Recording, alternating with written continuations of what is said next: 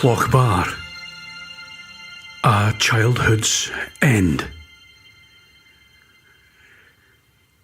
I didn't learn very much at Milgai Primary.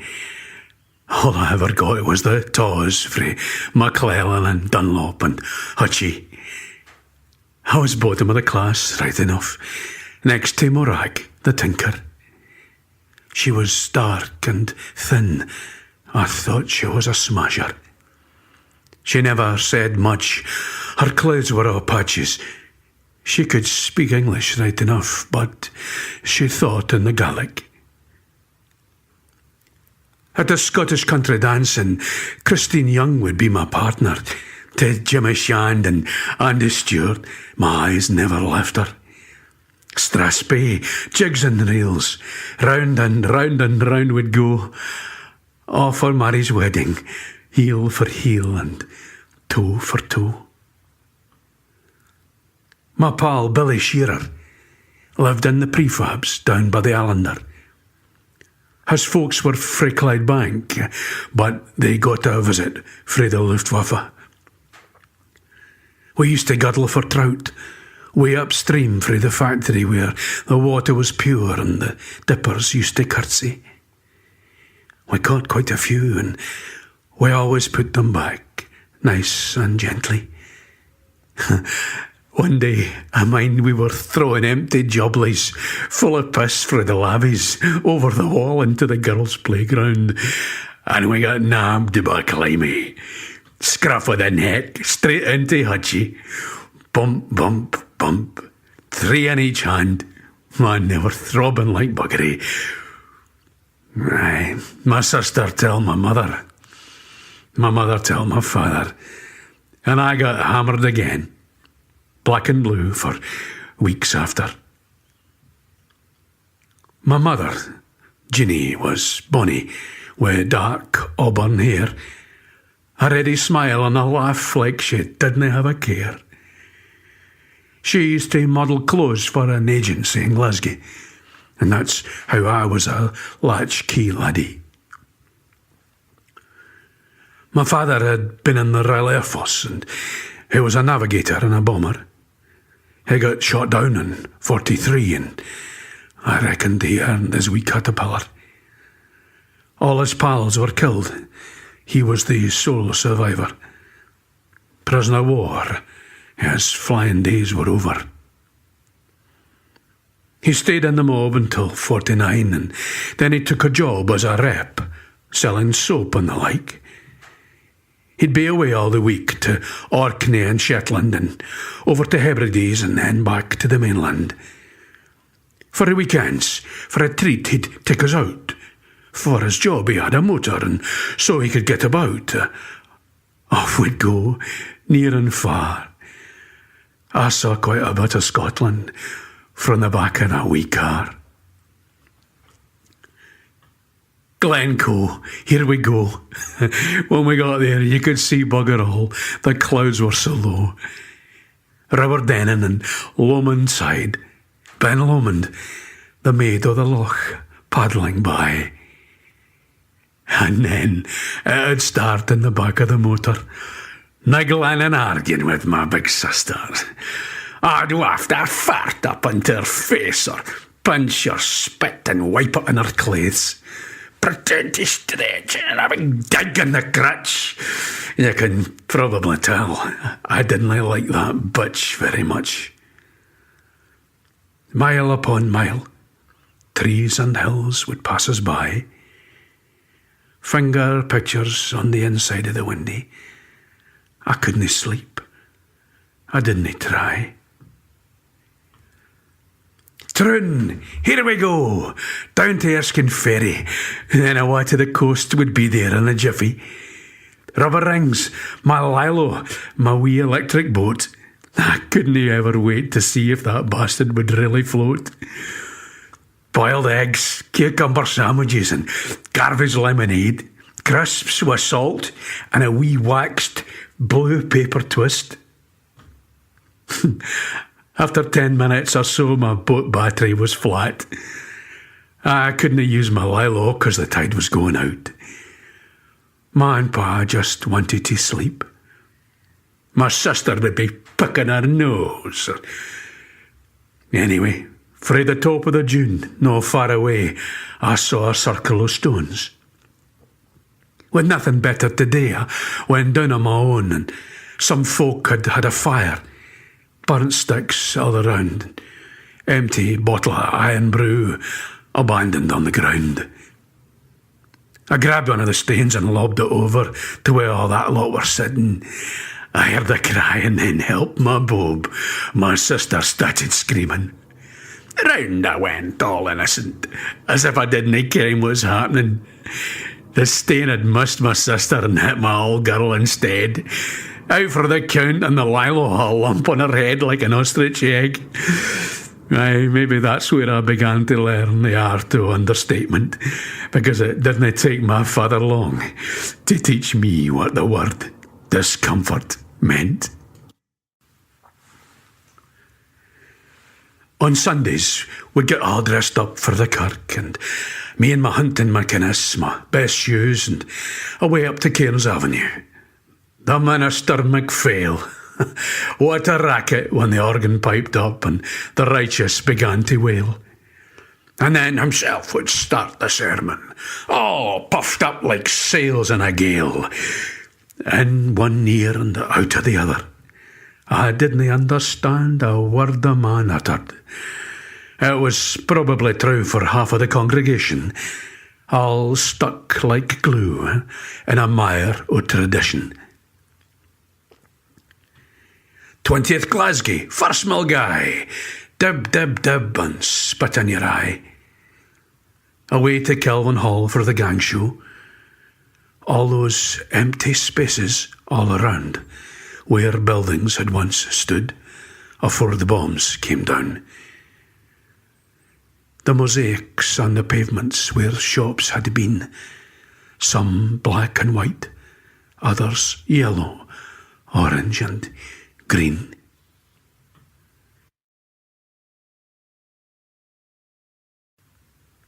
How I longed for the return of Orion. Across the north-eastern sky he'd soon be striding. The long, low moan through the trees on Craigton as the first nor'wester of winter comes barreling in. The final colours of autumn flying free on the gale, shouting down the lum, winter has come. Rain and hail on my bedroom windy, patter and clatter. 10 o'clock would soon be frozen over, ready for the culling and sliding and skating. Folk falling over would be pointing and laughing. Aye, minding old wifey at the cross. Went down a treat outside Adam's the butcher, right on her back. Legs in the air, howling and moaning, greeting and groaning. Her butcher meat and messages everywhere. Tweed skirt, surgical stockings, sensible shoes, everybody laughing. Her bonnet off, specs askew, legs akimbo. Man, what a view. Hold on, the show's no over yet. Two hoots of laughter, out pops her bottom set. Her gnashers on the pavement, mouth like a dog's bum. We giggled all the way up Ginger Hill. Man, oh man, we had some fun. I know, folk might frown and say, yon's a cruel thing to do, but you just can't help but laugh, as long as it isn't you. Frae every lum, the belching thick, yellow smoke of bituminous coal in the cold, still weather. The filthy smog would stink and clang and hover. Everybody coughing with bronchitis and catarrh.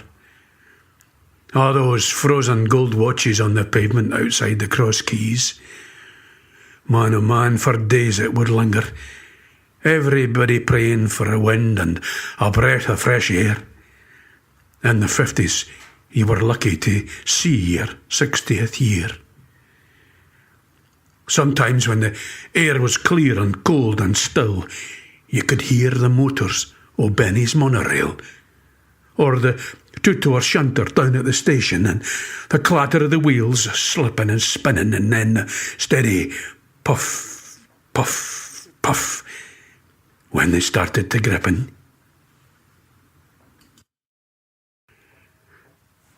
My sister had a twin. She's 3 years older than me. He died as an infant. Some things are just no meant to be. But my mother wanted another bairn, and that bairn wasn't me. I canna remember being cuddled, and she never sat me on her knee. I was always in the wrong, always second best. No matter what I'd do, I couldn't pass that litmus test. I'd act a goat to get attention, and it only made it worse. No matter how hard I tried, I was always last and never first. The teacher's reports all said the same. Whatever we try, we can't get through. I was wild and daft, I can't deny that every word they said was true. When bairns are wee, it doesn't take much to nurture green shoots and to kindle a flame. Patience and care will always bring out the best. A wee bit of understanding if they're slow and they're no to blame. If their folk are rich or if their folk are poor, you have to give them your best.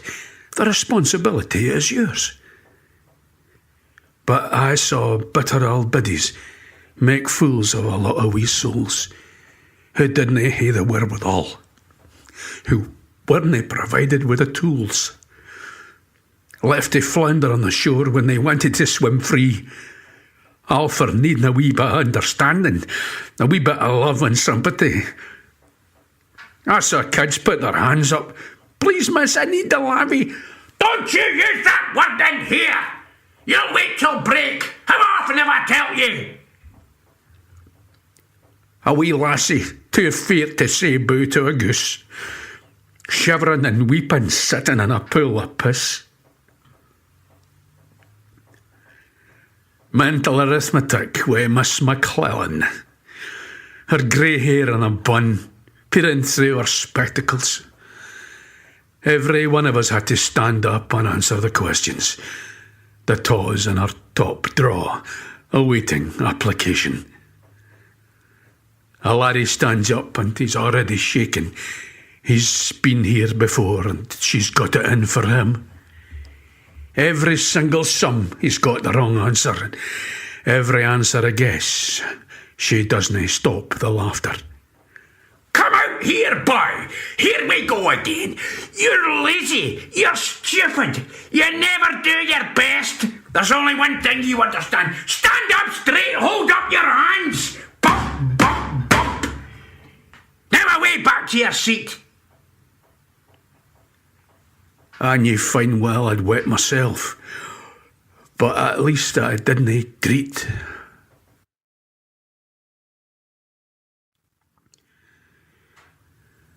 I cannot forget Gairloch, her stark, dark, cheerless fathoms, raven black, still, silent waters. They were beckoning the tired grey wartime leviathans whose ignominious end was awaiting. Short-sighted and ungrateful? Well, maybe not, but how could they not at least preserve one of their kind for perpetuity as a memoriam to those who served and died so bravely, saving these wee islands from almost certain slavery? The 4 King George V class battleships were moored end to end in the loch. King George V, Anson, Howe, and Duke of York. The 5th of their kind, the Prince of Wales, was sunk along with Repulse on the 10th of December 1941, within a couple of cable lengths of each other in the South China Sea. The red sun was rising. The Pacific War was just beginning. Vanguard was the last I saw wrecked at Fuzz Lane. When she arrived, we were there. Man, she looked like a new pin. The effect she had on me, I couldn't express at the time, but the admiration would emerge much, much further down the line.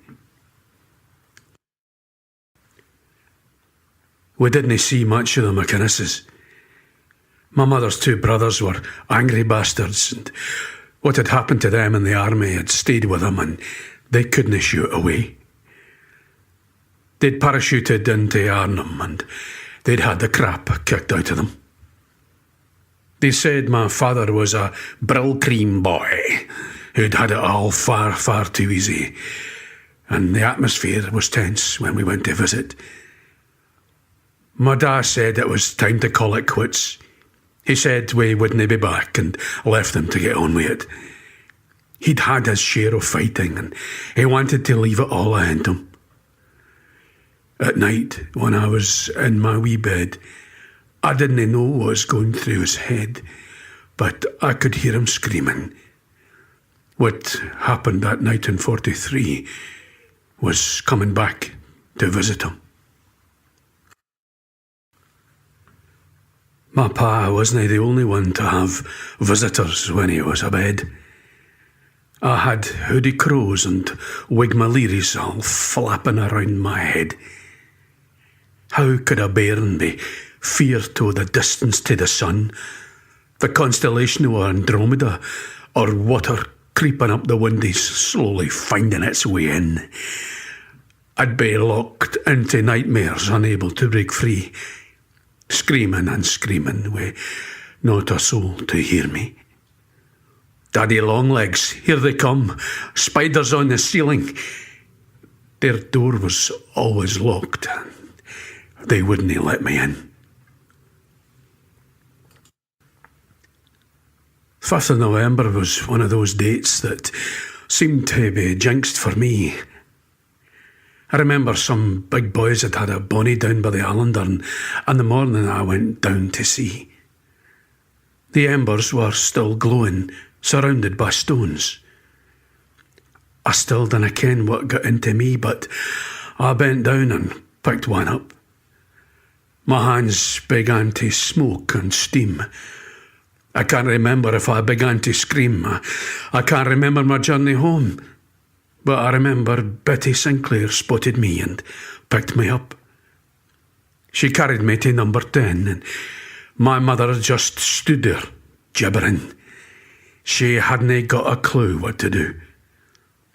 Betty sat me on the kitchen table and filled a bowl with water and put my hands in nice and gently. I canna remember greeting, canna remember any pain, but I remember my mother shrinking from me like I had the fucking plague. Betty was on the blower to get the doctor right away. I had to stay off school and make sure to change the dressings every day.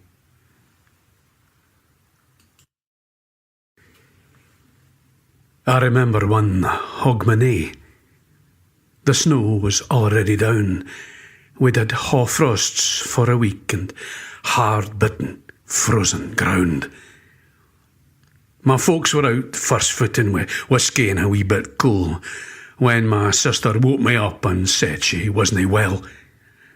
I was to go around the houses and chap the doors and ring the bells. I was to go and get my mother and say, "Come home quick, I'm nae well." In my pyjamas and wellies, she pushed me out into the snow. One by one, I tried every house. The Sinclairs, Youngs, Ruthvens, Gibsons, Carlesses, the Malcolms and Big Frank McCartans. Just my luck, the last house was where they were. And without a word to me, my mother went home, me following along behind to number 10. Up the stair, and what did she find? That bitch was fast asleep. She didn't stir, not a peep. My mother turned and left the house without even looking at me, without making a sound. Away she tottered in her high heels across the frozen ground. A laddie lived in Clochbar Avenue. Big Head was his nickname. He whispered to me after school one day as we were getting each other up hame. He said he'd been rooting through the attic, through his father's old army clobber, and he found ammo boxes full of bullets. She'd have handed in, but either forgot or he didn't bother. He said he'd had a brainwave about how to make a bomb, with a bit of pipe, powder out the rounds, and Jetex fuse to set it off. We went into his shed when his folks were out. He had the gear on the bench all ready. Some pipe, a pair of pliers, and the vice to hold the ammo steady. Each round was clamped up tight, and he pulled the bullets free. I think we'd better keep the head. We'll start off with just one, or maybe two or three. Well, that idea went out the window, and a furlong we had a tin full. We used a wee bit bigger pipe. Let's bend this end over careful. Now tip the powder in easy and fold this end as well. A neat wee hole at one end of the pipe for to take the fuse when we're ready to light. See this here, an old bear's bike? Aye, it's too small for me now, but it'll be all right to take the pipe. Here, in the frame under the seat. Let's see how it goes. Aye, it fits a treat. We wheeled the bike down the avenue to the woods, and up to the left by the old house. The wall was tall with ruined sheds where the gardeners once grew their veg and spuds. On the other side of the wall was the wee golf course. I think it was the 8th hole. And the storm of 53, there was a lot of trees blown over, and one came down and wrecked the wall. All the stones tumbled over. Big Heat said, "This is the place to light the fuse and run for cover. Through the hole onto the grass, we'll kneel down and peep over." The bike was propped up against the wall. He lit the fuse and ran like buggery. It was fizzing and smoking, and then suddenly a flash and a bang that shook the ground.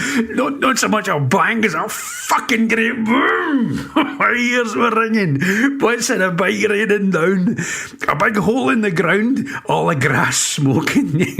We were on our toes, and I am not joking. The bloody great bang must have been heard for miles. Folk were bound to come out looking. So we didn't go home back up the avenue, but down to the Allender. We couldn't stop giggling. Over the steppies and down past the bridge, past the old mill pond and up to the village. Down Hillcrest Street, right past the school, to Station Road and then up to the cross. Up Ginger Hill, right past the Bowls and Clochbar Road and then Creighton. Clochbar Avenue and into the gardens. Mr. Potts was our neighbour on the other side to the raise. He had a braw wee collie bitch. Her name was Fancy Jane. The moment our eyes met, I fell in love with that wee lassie, and I used to dream of the day I'd hae my own wee collie. Mr. Potts was an Englishman, quiet and debonair. He was good with his hands, and he had a workshop in a cellar under the stairs. I was in the Cub Scouts, Pee-wee Patrol, trying hard to get my badges. I could make up the kits, airfix and monogram, but for my badge I'd have to make it all myself, without the help of a plan. Mr. Potts showed me how to fashion the balsa and how to cut it and sand it down. He told me to think and choose a subject, and when I'd decided, just to go on around. We had been to Faslane for the open day, to see the ships and the submarines. The supply vessels were awfully complicated, with rigging and derricks and cranes. The SO2, didn't hail that, so I chose a submarine. With the help of a book from the library, I drew a picture of the general shape. The body was like a great big blue whale, with a part on the top and fins on the tail. Mr. Potts let me into his workshop and I beavered away. It slowly took shape. He told me about which tools to use and how to use the chisels and how to keep safe. The grades of sandpaper to build up the finish before the sealer, paint and the varnish. The final job to set it off a treat, SO2 on the conning tower, stenciled on, nice and neat. I got my badge, right enough, and I sewed it on myself. Mr. Potts said he was proud of me, and he asked if he could borrow my model, pride of place upon his shelf, just for a wee. I'd like for you to have my boat, for all what you've done for me. You're my best pals, Mr. Potts, you and your bonny wee collie bitch, Fancy. Almost 40 years later, things took a turn for me. All around was going dark, though there was plenty of light for to see. The things that fine man taught me, to use my hands when I could no longer use my head, gave me back a purpose in life and the will to forge ahead. A lot of folk didn't like each other just on account of their religion. The Cub Scouts and the Boys Brigade were always giving each other a pasting. I remember laughing my head off in Frank McCartan's when I seen a picture of him standing outside the Catty's Kirk, his hands together praying, and his best togs, brill cream hair, his silly wee gob all pouting. I says, "What's this here? I dressed up trying to look so holy. Jinx, Cribbins and help my bob. You look more like a fucking tolley." Well, I wasn't allowed to go there again, just on account of a wee bit of piss taking. The Rays next door didn't like me much either. They said my pa was a Sassenach. He wasn't a left footer. I says to him, "My ma's a McInnes. My grandpa comes frae Oban. A seafarer through and through, the skipper of a puffer." I mind Derek Ray's birthday party. All the bairns in the close were invited. Frank McCartan, Dougie Young, the Sinclairs, Alan and Barty. I got home from school and got myself ready, and I went next door and chapped the windy. There'll be bunnies and granny suckers, ice cream and jelly, blind man's buff, hunt a thimble, all manner of fun. Man, nobody had a telly. I knocked again and it all went quiet. And right there I knew they'd left me out of it. And then the door opened. It was the wifey Ray. "You've not been invited. Now go away." She slammed the door. My face was burning. I felt rooted to the spot. I could hear them all tittering. I didn't know what to do. I wished the ground would swallow me. So I went back to number 10. I felt lonely and empty. Holding on to my greeting, I put on my wellies. I put the lead on Bruce, my own wee collie. Out the door we went and out of the gardens. I could feel them all watching me. We went down to the Allender and over the bridge and made our way upstream and sat down by the water.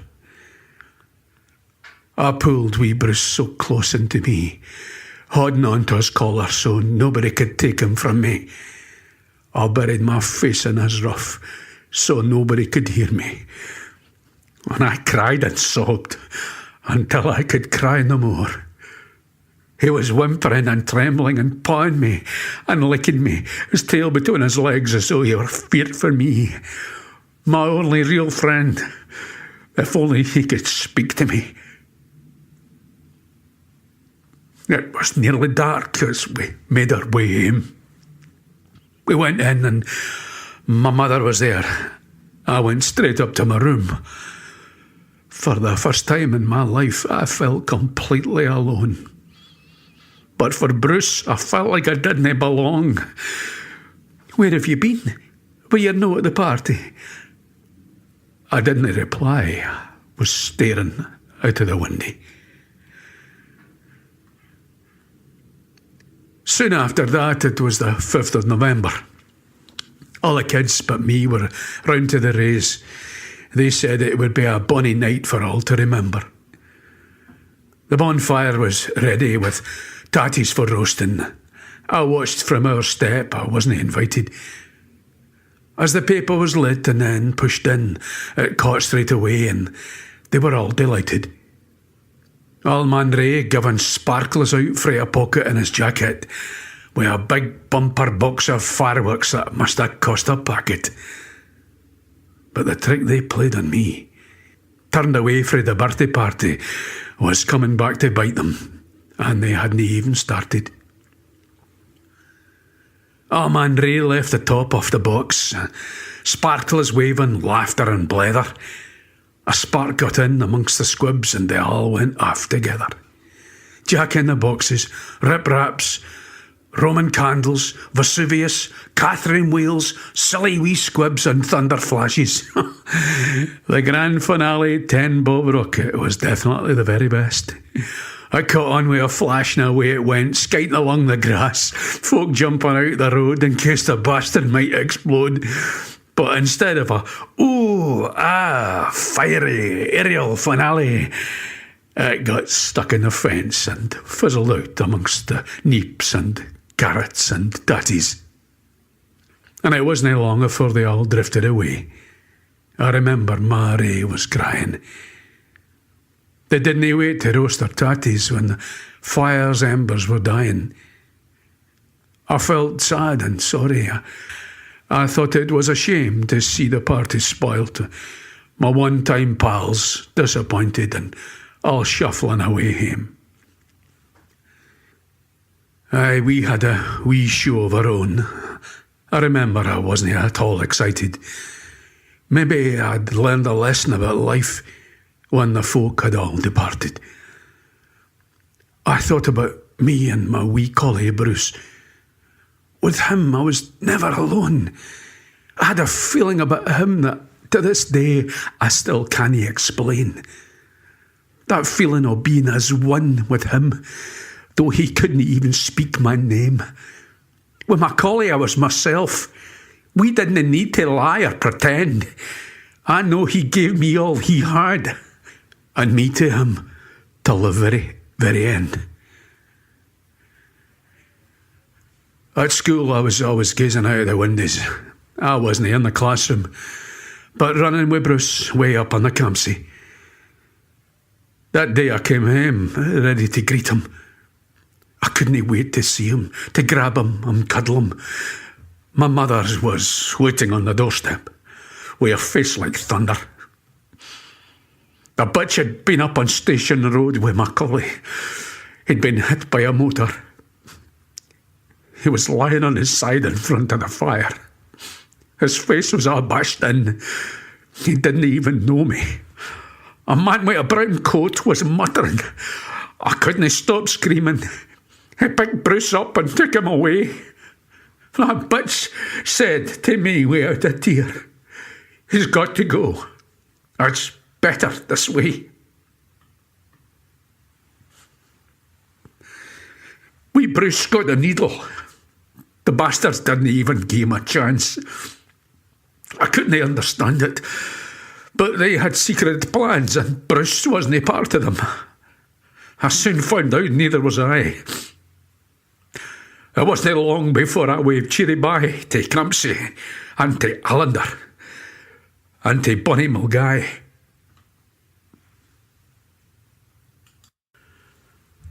It must have been about a week later. My father sat me down. He said they were all going away to a place I'd never heard of before. They were selling the house and all their things, and they wouldn't be back anymore. I was to go to a boarding school just outside of Carlisle. It was for my own good. The food was pretty good. But the bastard couldn't crack a smile. He said I hadn't learned a thing at Milgai Primary School. I'd failed the 11 plus, and I was just destined to be a man waiting for a bus. I was a pain in the arse to all the teachers. All I could do was play the fool. Siam was a long, long way away. You'll visit us just once a year. Man, I was so fucking numb. I couldn't shed a tear. All the things I'd taken for granted didn't seem real anymore. Like wading through molasses, my limbs felt heavy. In September 62, I did a month at Bearsden Academy.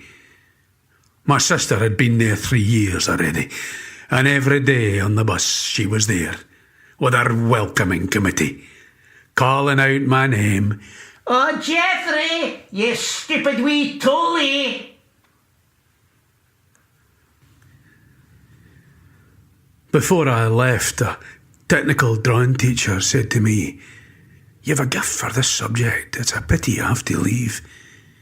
You're good at reading a plan and you can think in 3 dimensions.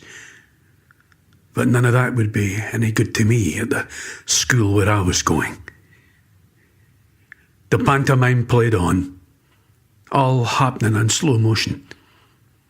I could hear folks speaking, but I wasn't hearing. I was quiet and frightened, and I was learning the meaning of foreboding. There was no real presage or warning of what was to come, but I'd already cried my last tears for my wee collie Bruce. This was my childhood's end. I couldn't fight it. My fate was sealed. So what was the use? I had to go to Carlisle for all my new togs. A steamer trunk for Glasgow and a split new tuck box. That was to put my things in. The bastard remained empty. Before I left the gardens, I gave all my things away.